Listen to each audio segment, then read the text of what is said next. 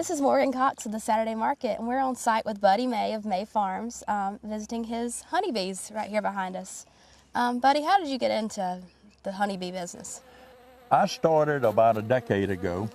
I have several gardens, and a friend of mine here in Greenville gave me a hive, and from that, then I now have somewhere in the neighborhood of between 40 and 50. Okay, great. I got into it primarily from a pollinating standpoint in the garden, because about 30% of what we eat has to be pollinated, like the almond trees and apple trees, and some of it is wind pollinated, but most of it is bee pollinated. So great. that got me started, and from that I've enjoyed learning about the bees and all that they provide for us in the environment. Great.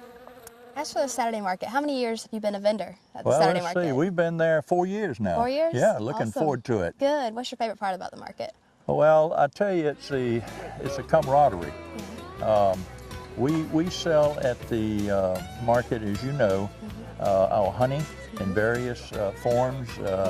We sell pollen, which has become very much of interest to a lot of people.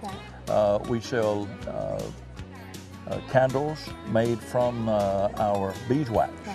And in addition to that, we have blueberry trees that when they're in season, we sell those, as you know. And on this farm, I raise garlic, so we raise that. So it's, and from that, I have developed quite a few friends and business partners that, I mean, they've become friends through business, and I get calls daily for honey that come by the house on the off season and pick it up. Good. So it's, yeah, I'd say camaraderie and within everyone, and the group itself is, the people are really nice there. Great.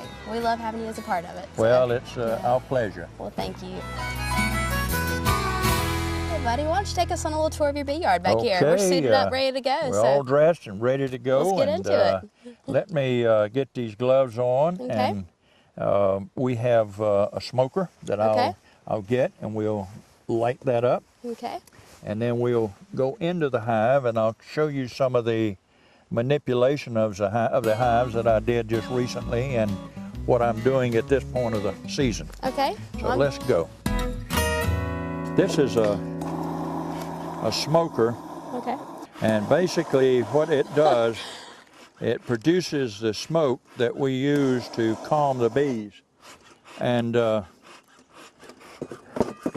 way it calms them is the smoke gives them the impression that they smell fire coming through the forest. Okay. So they will go in to the honey and just fill their honey stomachs up and forget about me. They want to make sure that if they leave, that they have enough honey to start a new life and start a new home. Now, I'm going to go into it. I'm going to smoke them a little bit. Calm them down a little. Okay. And we'll go into the top.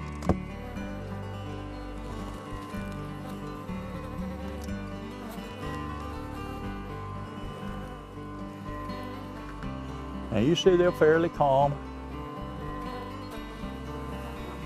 They'll get a little anxious when I go into them, but I'll show you what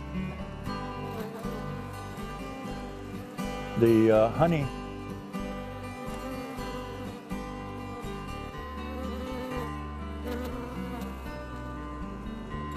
looks like.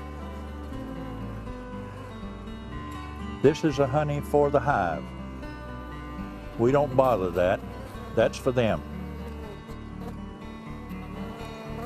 There are 9 frames on the top here, all loaded with honey. And that's what's taking them through the winter. Now we'll go into the brood area. Remember, a good queen will lay between 1,000 and 1,500 eggs. This is brood. This is what we call capped brood. And if you can see, I'll turn this, if you can see the white larvae that's in there, those will be capped in about 7 days. There's about 50,000 bees in here, in this hive. Some are less, some are more, depends on the queen. Now here's a little different frame. It's got the capped brood. It's also got the nectar in it and the honey on the same frame. These bees are taking that honey and the nectar and making bee food. That's what they're feeding the larvae with. That's what the bees eat. You see the yellow in there? That's the nectar from these plants, the pollen from these plants. They take the pollen and the honey and make the bee bread.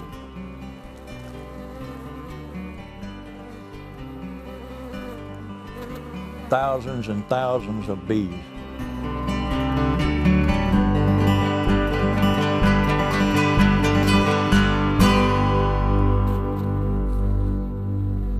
Back here we have the hives you'll see with 4 what we call supers on them. Right.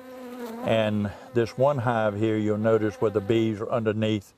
They're also in the front. And they're taking the nectar from these trees and converting it to honey and putting it in the cell, and then they'll cap it off. Now, an interesting point of this is the nectar is 90% water. Oh, wow.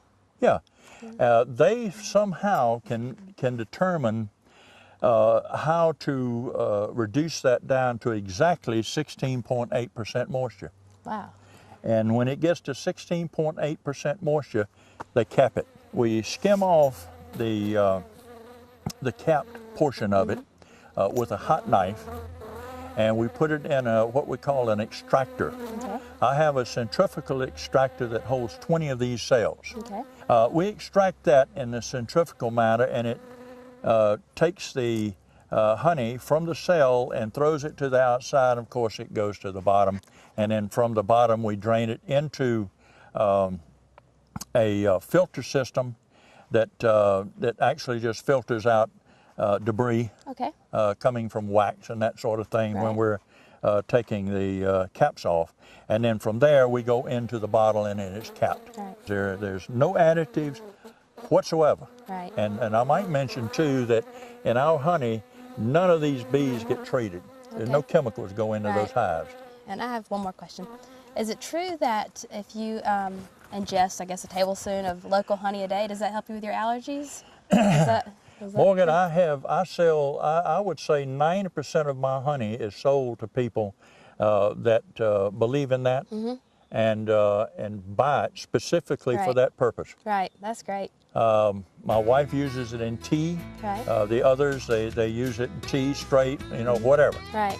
But yes, as well as pollen, it will help arthritis. Right. And pollen also has, I guess, close to 1,000 nutrients in it. So that's people are really using pollen now for arthritis and other energy sources. So not only does it taste good, it's beneficial also, right? Absolutely. Good, good.